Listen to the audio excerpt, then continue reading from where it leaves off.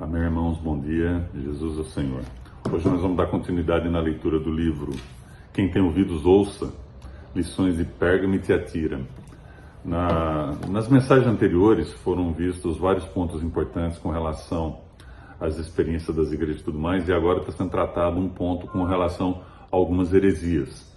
E as heresias elas surgem porque nós temos a capacidade de raciocinar, de pensar, de meditar e de avaliar com as nossas próprias opiniões, com a nossa própria capacidade intelectual. Isso faz com que nós julguemos as coisas conforme se parecem para nós.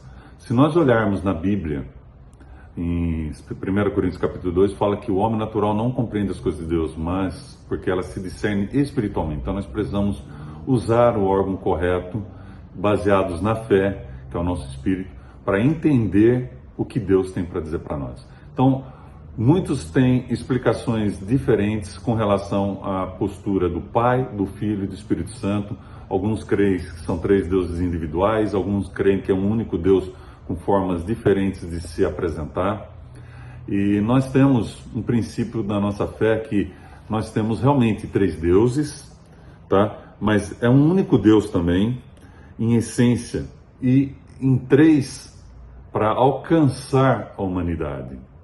Então, se nós olharmos nas Escrituras, a Bíblia fala que Deus ele habita em luz inacessível, ou seja, ele é inalcançável para o homem.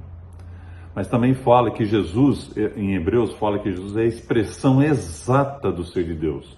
Quando Jesus se tornou homem, ele tornou Deus conhecido, ele se manifestou, então Deus passou a ser conhecido pela humanidade. E o próximo passo foi, ao passar pelo processo de morte e ressurreição, ele se tornou no outro Consolador, o Espírito Santo, aquele que vem e habita em cada um de nós. Então, hoje nós temos a experiência com o Pai, com o Filho, com o Espírito Santo em nosso viver, tudo isso baseado em fé. E como é que eles funcionam? Eles coexistem desde a eternidade passada. Eles são um em essência e natureza. Só que o Pai, ele é, como o versículo lá fala em 1 Timóteo, né? Ele é inalcançável, inatingível ao homem. Então tem uma passagem em Deuteronômio capítulo 8 que fala assim, né? No verso 7, porque o Senhor teu Deus te faz entrar numa boa terra, terra de ribeiros, de águas, de fontes, de mananciais profundos, que saem do vales e das montanhas. É bastante interessante esse versículo aqui. Se nós associarmos que o manancial profundo, que é inalcançável para nós, representa o Pai. A fonte, ela representa o Filho, tornou a água acessível para o homem. E o fluir do ribeiro é o fluir do Espírito Santo, alcançando todas as pessoas, passando a trazer experiência para todas as pessoas.